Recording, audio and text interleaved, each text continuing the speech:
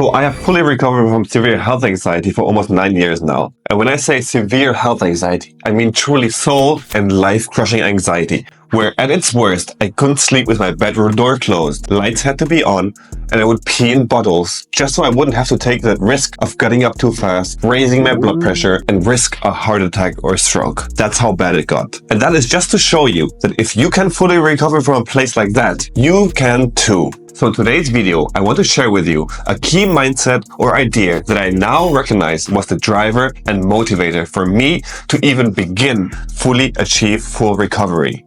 I will be just very honest here and say that the idea for this video just popped into my head like 10 minutes ago when I was scrolling through YouTube, searching for content ideas that I could get inspired by. And in that search, I stumbled upon some weird stuff like anxiety tapping, anti-anxiety affirmations, instant anxiety relief meditations, and breathing exercises, freaking overpriced courses, coachings, schools, programs, and whatnot. And I was sitting there thinking to myself, is this really helpful? Is this the solution?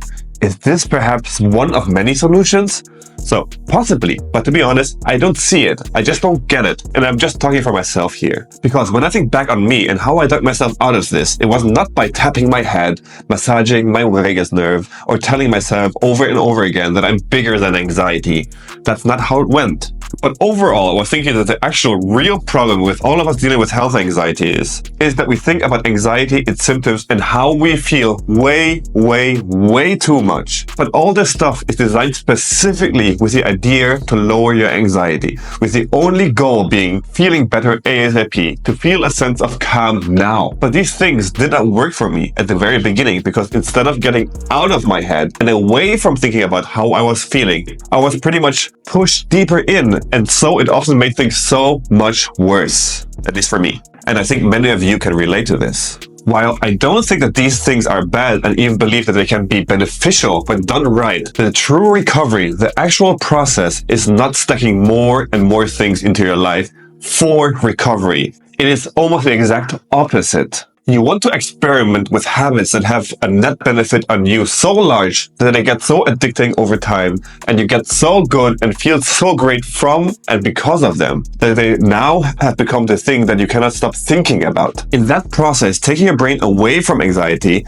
and into something positive that builds you up physically and mentally. For me, for example, it was the gym. It was my then new girlfriend that motivated me to turn my life around. It was starting my own business. It could be starting a new YouTube channel, a new healthy diet plan, or whatever. Something that makes you feel good and proud for you, and not because you think it helps with anxiety. You have to understand, recovery is a side effect of being so consumed by something else and so driven and entranced by your progress that the whole anxiety saga falls into the background. Now the anxiety is still there, you recognize the symptoms, but you can let it be, just like every anxiety guru channel is telling you out there. I did not train my brain to be able to accept or let it be.